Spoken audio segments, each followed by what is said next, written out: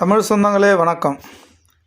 அன்பான அனைத்திந்திய அண்ணா திராவிட முன்னேற்றக் கழக பொதுச் செயலாளர் அன்புக்குரிய ஐயா எடப்பாடி அவர்களுக்கு இந்த பதிவு.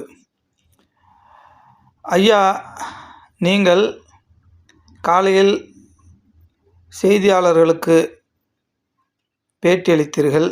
அந்த பேட்டியில் இது எங்கள் கட்சி, யாரு கூட வேண்டுமானாலும் நாங்கள் கூட்டணி சேருவோம் என்று சொன்னீர்கள். இதை நீங்கள் தவிர்க்க வேண்டும் ஐயா. நான் அதிமுக தொண்டன், சரிங்களா? நீங்கள் யார் கூட வேண்டுமானாலும் கூட்டணி வச்சிங்கன்னா அது நீங்கள் மட்டும்தான் ஓட்டுக்கு போட்டுக்கணும். எங்களை போல் அதிமுகவின் உயிர் துடிப்பு, உயிர் நாடி நாங்கள்லாம், சரிங்களா? புரட்சி தலைவர் எம்ஜிஆர், புரட்சி தலைவர் அம்மா வழியில் எவ்வளவு தைரியமாக இந்த கொள்கை பிடிப்போடு போராடி இந்த கட்சியை வளர்த்துருக்காங்கன்னு உங்களுக்கு தெரியுமா?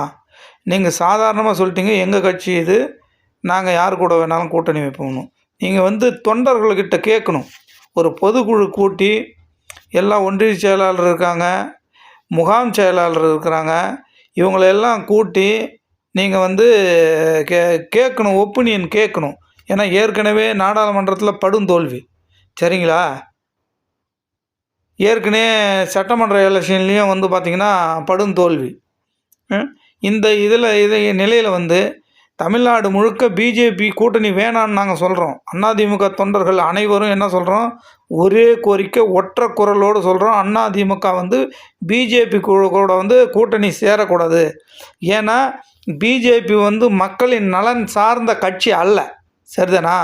மக்களுக்கு எதிரான கட்சி பிஜேபி. அதனால் நீங்கள் கண்டிப்பாக பிஜேபி கூட கூட்டணி போகக்கூடாதுன்னு அதிமுக தொண்டர்கள் அனைவரும் சொல்கிறோம்.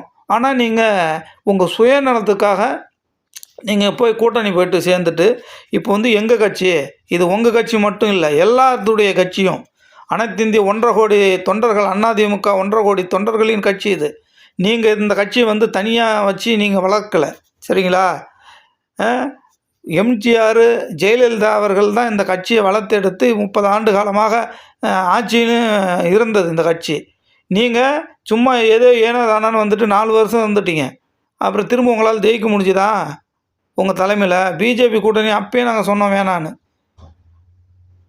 நீங்கள் என்ன சாதாரணமாக சொல்லிட்டீங்க? இதெல்லாம் முற்றிலும் தவறு. இதை நீங்கள் மாற்றிக்கணும். கண்டிப்பாக எங்களுக்கு தொண்டர்களுக்கு விருப்பம் இல்லை பிஜேபி கூட்டணி.